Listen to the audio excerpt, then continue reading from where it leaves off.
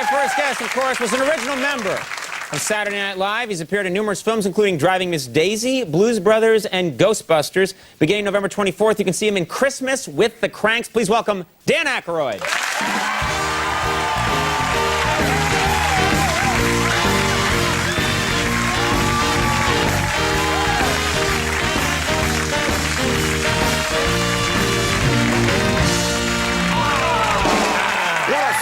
What a section, yes. That's a band. That is a section right there. And I enjoy the intimacy of the Conan audience. Yes, yes. I know them all. I know them all. What we do here that's different, as you've just pointed out, is many shows have a huge, huge space. Correct. And what it does is it creates this kind of coldness, I feel. I believe. And I demanded a small space. Yes. And it was imposed on me. But, and we have less than, it looks like a lot of people. There's only 19 people in this crowd. Well, I know. The rest are just rag dolls. You've got some flats up there, too, that work really well. Exactly, yeah. No, it's very nice. Good to have you here. Oh, always. I'm a friend of the show, you know that. Thank you. You're a good man. You're a friend to me, my friend. You're a gentleman. You're a gentleman, and Christmas with the Cranks, you're up promoting this film, and it just begs the question, do you have fond Christmas memories? Was Christmas important to you as a child? Was it a warm... As a child, it was. I was 13 years old. I came downstairs into the little suburban house that we lived in there in Hull, Quebec, where I grew up, and under the tree that Christmas morning was a brand new orange Sunbeam electric lawnmower. Wait, your parents got you an electric lawnmower? My father got me an electric lawnmower, and I was puzzled by it at the time. Right. But then spring came, the shoots of grass came up, and in that neighborhood, everybody needed their lawn cut, and I made a fortune with that damn thing. So that's got you started on it. It was the idea was your dad wanted you to make some money. Well, it was a practical gift. Right. Next year was a hedge clipper. Right. I had a lawn business.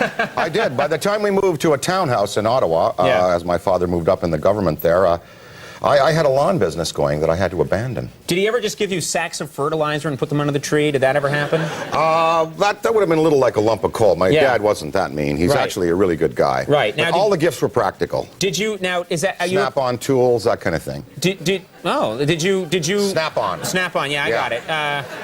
It's the strap-on. You got to...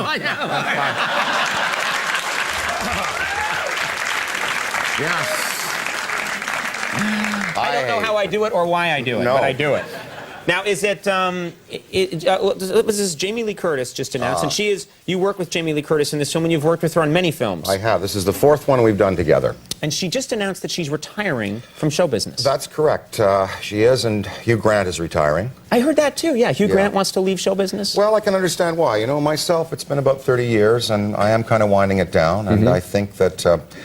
what I'm planning to do is actually to get Hugh Grant and Jamie Lee and get their families and move up north of Highway 7 where I live in a camp up there, and we're going to open. This is in Canada? Yes, that's right. We're going to open sort of a, I guess, celebrity or a film actor, you know, sort of colony up there, a retirement colony. So this sounds like a cult almost. You're going to have a compound, and there's going to be. Well, you know, I saw this magnificent actress today on the rounds, Renee Zellweger, who's coming out in Bridget Jones, the second movie, and. Yeah, please. I think you called her Zellweger, though. Well, I think it's Zellweger. They would have applauded if you said Zellweger, Well, I thought, you know, the German pronunciation. And, she said that Hugh Grant, under no circumstances, is going to move to Dan Aykroyd's retirement colony north of Highway 7. Right. It's probably not fast-moving enough for him. Well, I'm going to get them. Yeah.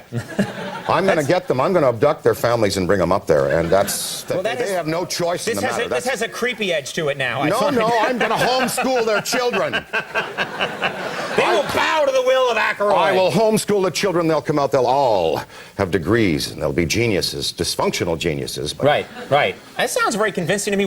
Now, just let's be honest here for a second. Let's say you did retire, you moved up north. What would you do with your spare time? Oh, well, there's no problem where I live.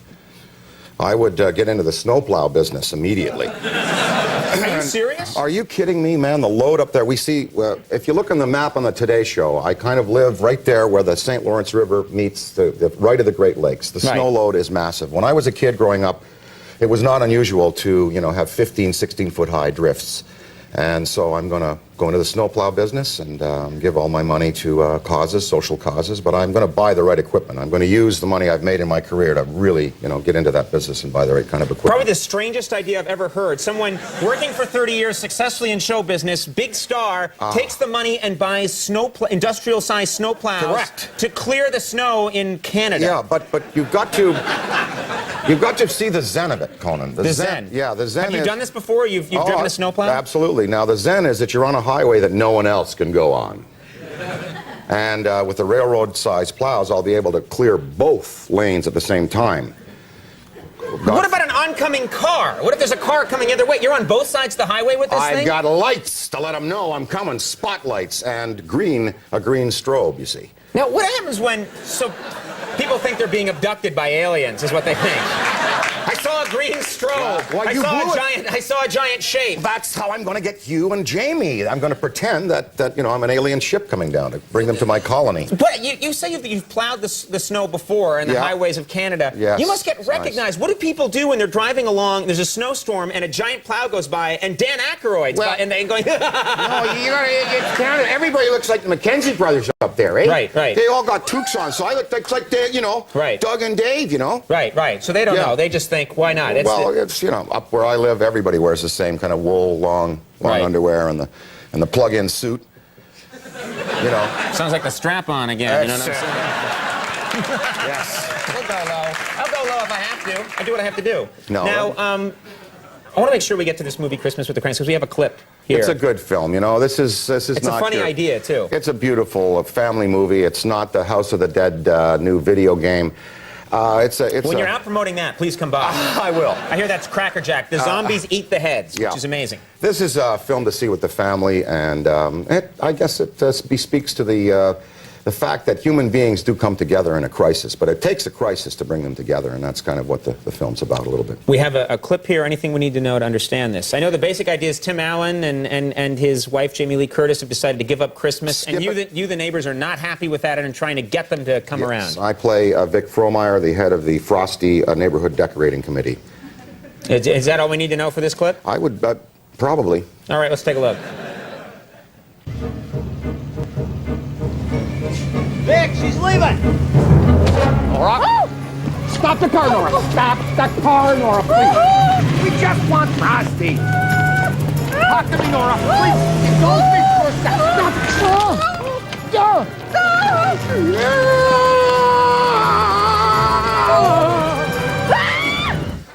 It's a holiday for the kids.